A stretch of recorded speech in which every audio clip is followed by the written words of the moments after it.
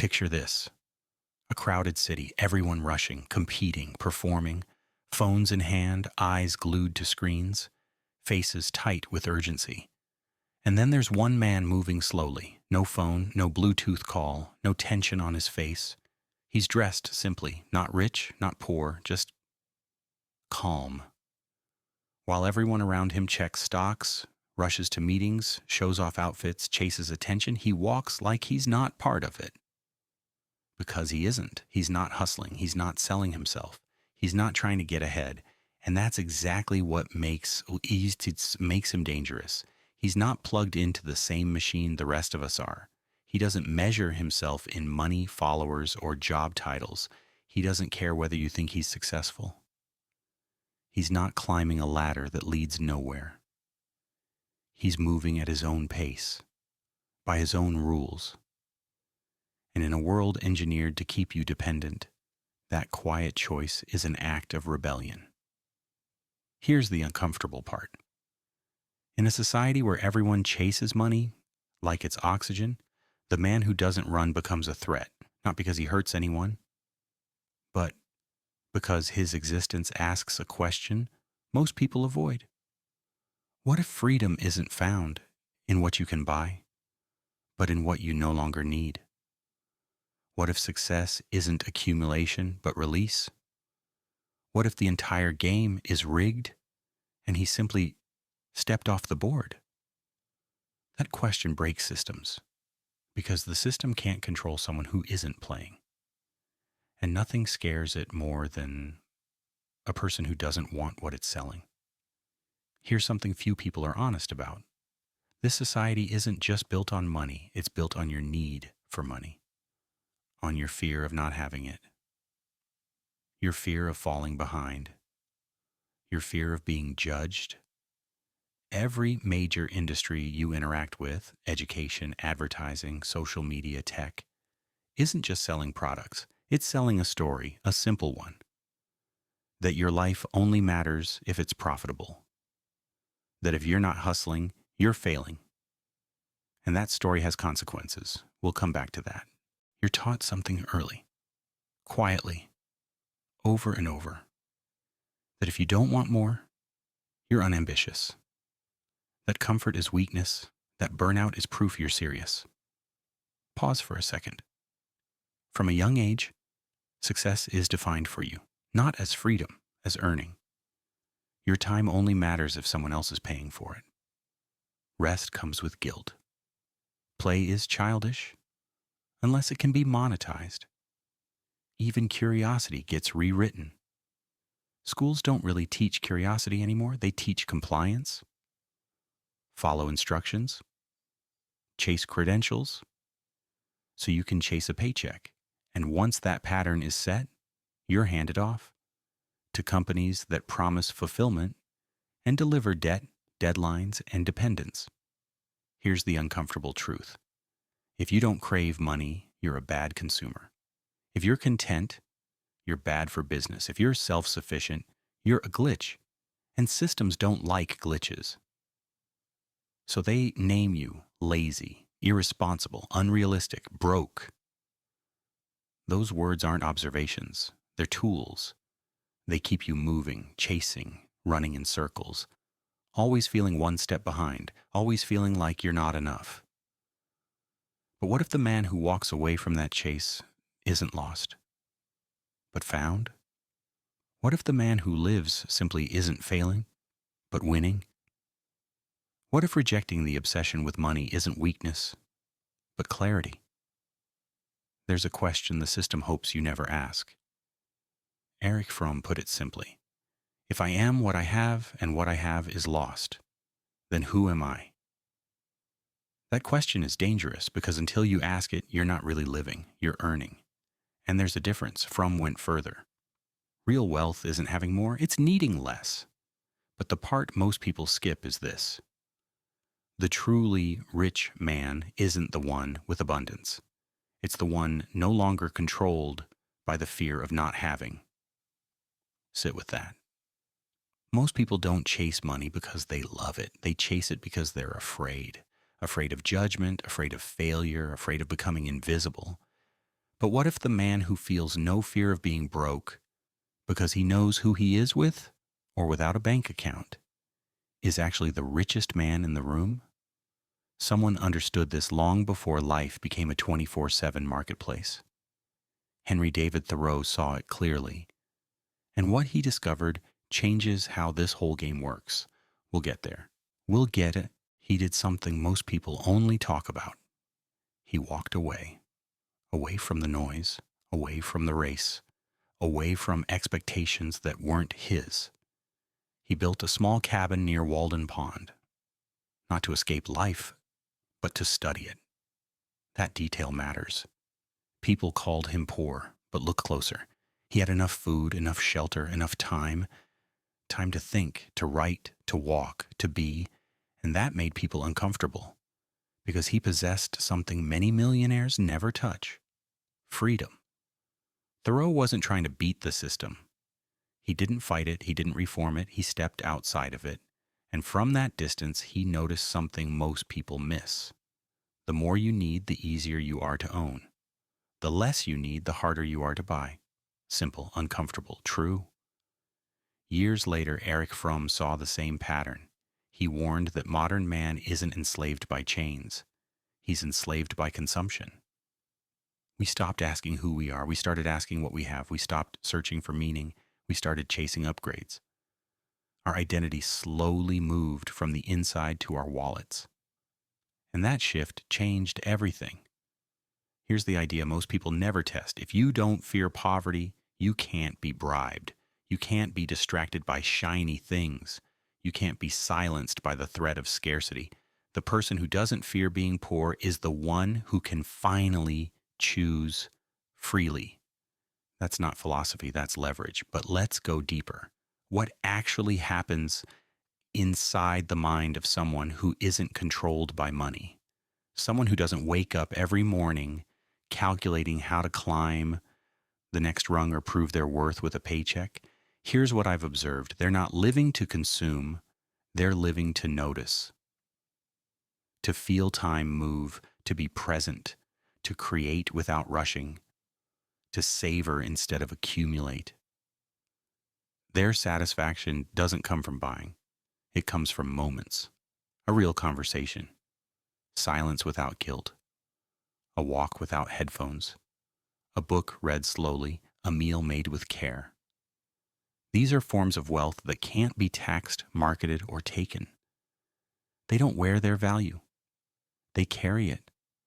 They don't chase symbols to prove they matter. They don't need to. They already know who they are. And because of that, they don't fear being seen as less.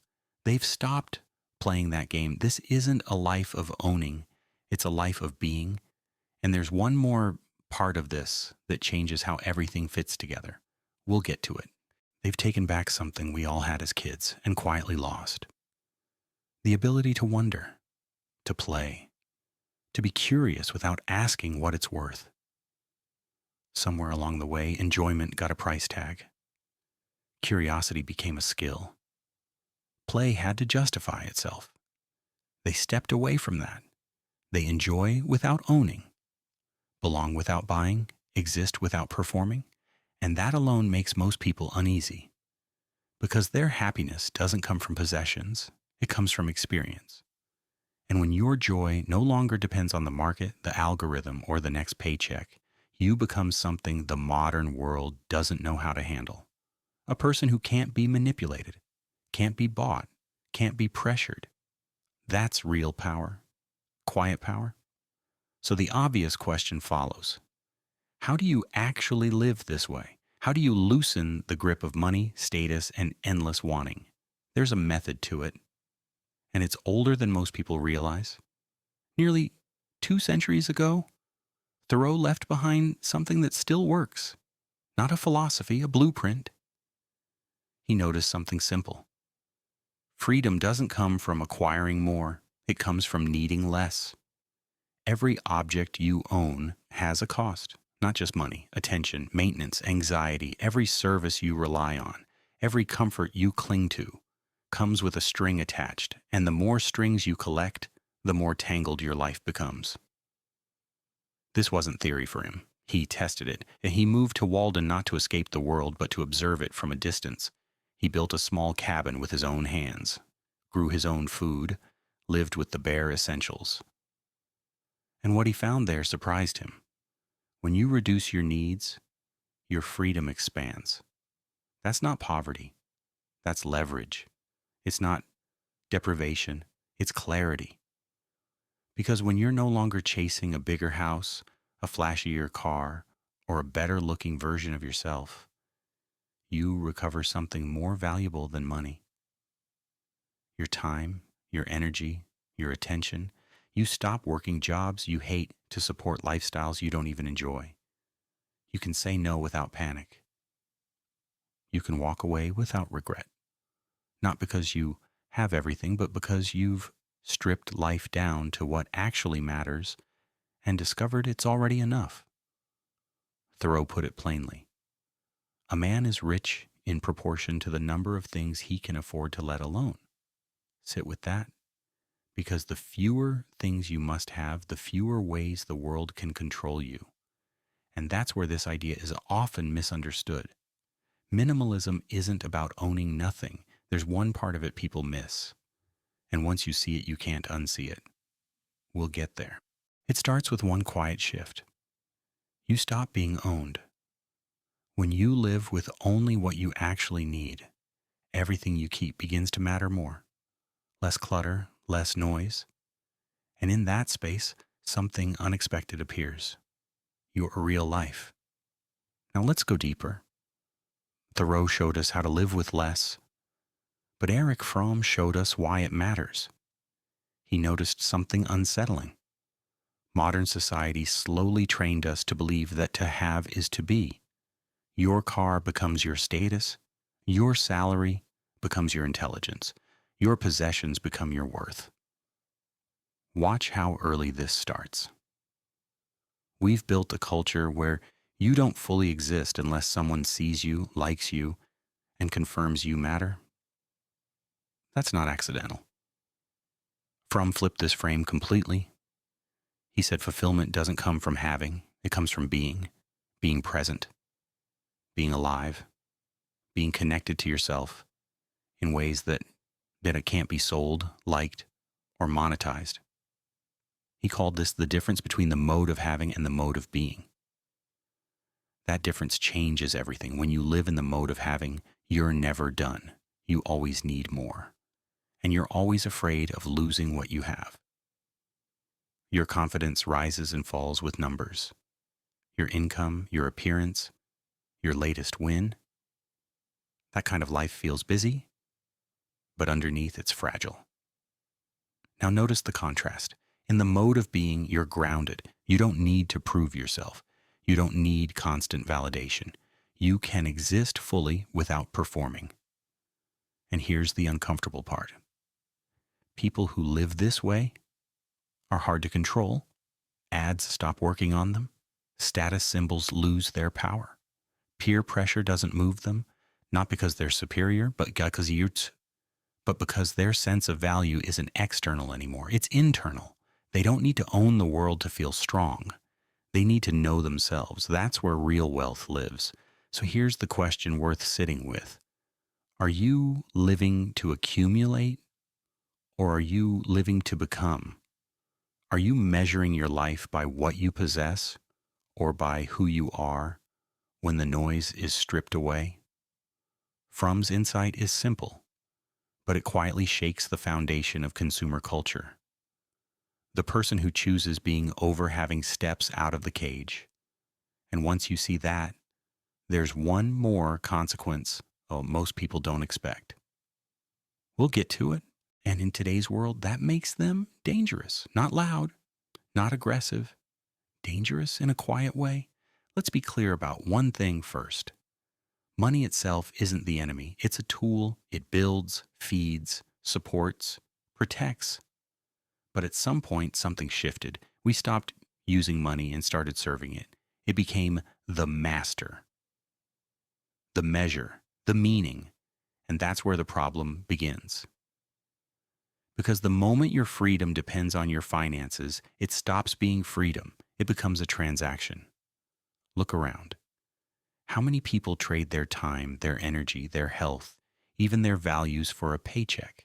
Not because they want to, because they have to.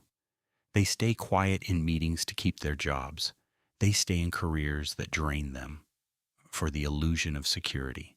They say yes when something inside them is screaming no just to keep the money coming. That isn't wealth. That's quiet desperation. Here's the paradox most people never test. The moment you stop fearing the loss of money is the moment you gain the ability to speak honestly, to choose integrity over convenience, to do what's right, not just what's safe. When your bank balance stops controlling your nervous system, you start asking better questions. Does this align with who I am? Am I building a life I respect? Or just paying to survive? The system wants you to believe money is freedom, but it isn't. Detachment from money is freedom. Mastery over desire is freedom. The ability to walk away, to say no, to live on your own terms, that's real wealth. This isn't about rejecting money, it's about refusing to be ruled by it.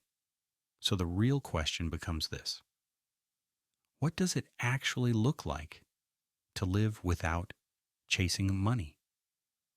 What makes someone truly independent, grounded, and immune to manipulation? After studying thinkers like Thoreau and Fromm, and watching how modern society keeps people in a constant state of striving, one pattern keeps showing up. Not tactics, not hacks, inner strengths. There are 4 of them. 4 forces that free a person not just financially, but mentally, emotionally, and internally. The first one is easy to miss: freedom from artificial desire. And that's exactly where the system starts working against you. Let's look at how it does that. Notice how it starts. Every ad you see, every trend that flashes across your screen, every symbol of status. They all repeat the same message: you're not enough yet. Buy more. Most people never question that voice. They react to it. But the moment someone pauses and asks, do I actually want this? Something shifts. Not rebellion, awareness. And that awareness is already a form of freedom. They stop chasing trends. They stop measuring themselves against strangers. They start asking simpler, sharper questions. Is this essential, light, or just noise? That single habit breaks the loop of endless consumption. Now here's where it gets uncomfortable. The next layer isn't about money at all, it's about values. Most people are walking around with beliefs they never chose. They inherited them from parents, from teachers, from a culture that repeats ideas until they sound like truth. Success looks like this, happiness looks like that. But the person who defines their own code does something rare. They stop outsourcing meaning. When you decide for yourself what matters, approval loses its grip. You don't need constant validation to feel aligned. And when that pressure fades, conformity stops being tempting. There's another strength most people never build: the ability to be okay on their own. Think about that for a moment. In a world hooked on likes, noise, and distraction, the person who can sit alone with their thoughts without reaching for a screen has leverage. They enjoy their own company. They feel grounded without stimulation. Their joy doesn't come from owning things. It comes from reflection, from creating, from being fully present. That kind of strength can't be purchased. It can't be borrowed. It has to be built. And then there's the last one, the one almost everyone avoids: social courage. The courage to walk your own path when others don't get it, to say no to what's expected, to let go of applause, to risk being labeled strange, lazy, unrealistic, because you chose honesty over performance. That kind of choice unsettles people, not because it's wrong, but because it reminds them of the compromises they've made. And yet it does something else too. It inspires, because deep down, people recognize realness when they see it. Freedom from artificial desire, independence of values, emotional self-reliance, social courage. Together, these four form something rare, a foundation that can't be bought, can't be owned, can't be controlled. And once that foundation is in place, the rest of the game changes. We'll see how. In a world built on selling you a version of happiness that always stays just out of reach, that kind of freedom is disruptive. Let's be honest about the cost. Choosing not to chase money will cost you something. Not hunger, not survival, perception. People will misunderstand you. They'll label you lazy, unmotivated, a failure. Not because it's true at that, but because your choice forces them to question what they've been taught to value. You'll notice it in small moments, in the pause when you say you chose a simpler life, in the look you get when you turn down a promotion that doesn't sit right, when you walk away from a high-paying job because it demands too much of your time, your health, your peace. They won't understand, and that's expected because what you're gaining isn't visible from the outside. You gain time, not just free hours, and time that actually feels like it belongs to you. You gain space to think, to breathe, to reconnect with what matters. You gain clarity, the kind that only shows up when you're no longer numb by distraction or chasing approval. And above all, you gain something money can't buy and status can't protect. Freedom. Freedom to live with integrity. Freedom to create without pressure. Freedom to speak honestly, to move slowly, to wake up without the feeling that you're already behind. That kind of freedom is rare. And because it's rare, it's often misunderstood. Some people will drift away. Some friendships won't survive the change. Even family might worry you've lost your ambition. What they don't see is this: you didn't give up on life. You finally stopped renting it. Here's the paradox most people miss. When you no longer need money to prove your worth becomes obvious. You carry it with you. It shows in how you move, how you speak, how you no longer twist yourself to fit into spaces you've outgrown. That quiet confidence, the kind that doesn't ask for attention, that's the reward. That's what waits at the end of the road. Fewer people choose to walk. And now comes the question that explains everything. Why does this choice make people so uncomfortable? Why does refusing to play the game threaten the structure of modern life? That's what we need to look at next. Watch what happens the moment you step out of the money chase. You don't just change your own life. You disturb the system around you. First, the economic one. Modern economies survive on one thing: endless wanting. You're expected to keep buying, upgrading, replacing. A person who's content, who doesn't need the newest phone, the latest trend, the perfect vacation, becomes a problem. You don't feed the machine, you don't fuel the cycle, and in the eyes of those who profit from insecurity, that makes you useless. Now notice the second layer: the political system. Most narratives here run on fear. Fear of scarcity, fear of losing status, fear of falling behind. But a person who isn't afraid of losing money, approval, or position is harder to steer. You can't be bribed with promises. You can't be silenced with threats. You think clearly, you decide calmly, you resist emotional pressure. And that kind of independence makes systems built on mass control very nervous. Then there's the part no one talks about: the psychological impact. Your peace becomes a mirror. Your calm reflects their restlessness. Your freedom exposes their chains. You're not judging anyone, but your existence feels like judgment. So people push back. They call you strange. They question your choices. They try to pull you back into the race. Because if your way of living is valid, then maybe theirs isn't. And that thought is heavy. Here's the truth most people never say out loud. Society doesn't fear the poor. It fears the independent, the person who doesn't want what everyone else is chasing, the person who doesn't need to prove anything, the one who moves through the world, not trying to take, but simply to be. That kind of person is rare, and rare things are always seen as dangerous. So the real question becomes this: how do you become that kind of person? The one who isn't chasing money, who isn't ruled by fear, who lives on their own terms. Thinkers like Fromm and Thoreau didn't just describe the problem, they quietly showed a way out.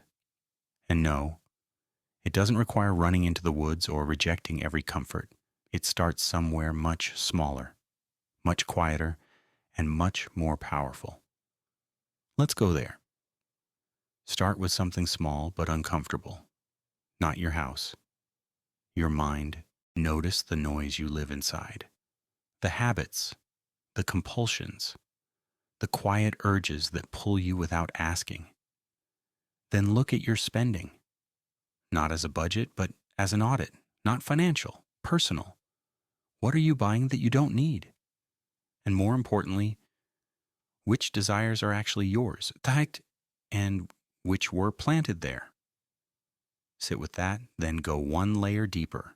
Decide what's non-negotiable, not goals, not ambitions, values, the things worth more to you than any paycheck. Time with your family, your health, your honesty, your creative energy. Whatever they are. Name them, write them down, treat them as untouchable.